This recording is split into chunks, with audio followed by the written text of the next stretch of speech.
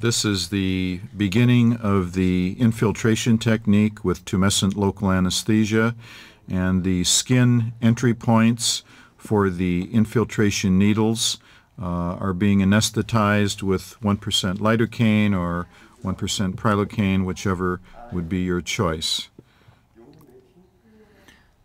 So we do multiple little points so we can place the needles, 20 gauge needles, pain-free.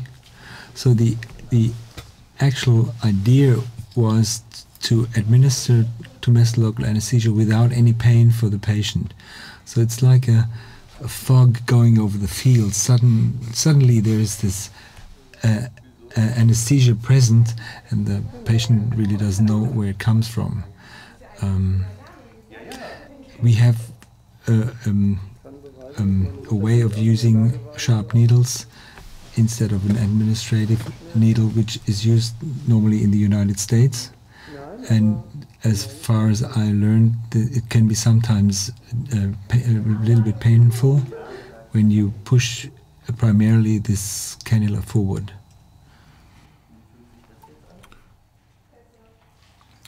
Before we get to the discussion about infiltration cannulas, we'll just mention that the safety of liposuction using tumescent local anesthesia is unprecedented, and when this procedure is done properly, there's never been a fatality that we know of anywhere in the world. So this is truly the safest and best type of liposuction.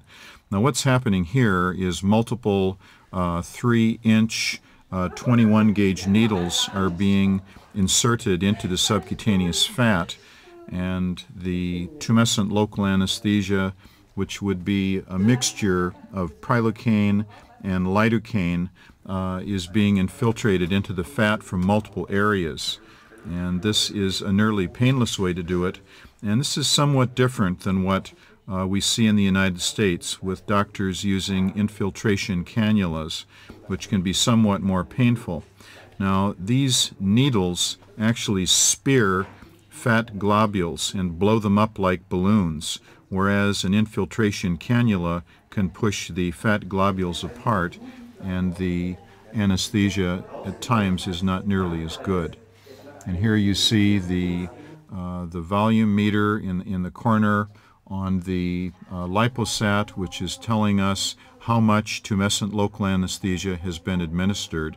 And you can see the areas developing the white blanch, and at the end here you'll see the meter again, and it will show here 1,400 cc's so far, and at the end it's going to be about 8,100 cc's of total volume. So this is done moving these needles around from area to area in order to spear all of the fat globules and get total local anesthesia.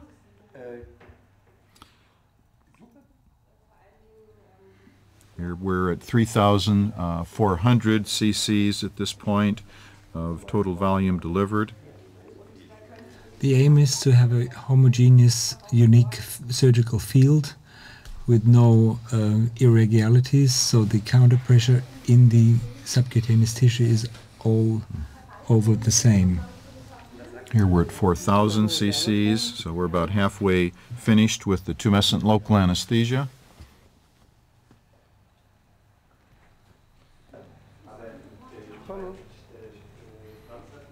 Now it becomes a little difficult to do it in this exact same way in the United States because we have a total lidocaine dose that limits us, so that's why the doctors will use the infiltration cannulas and maybe 1 or 2 needles, but not a dozen needles like this.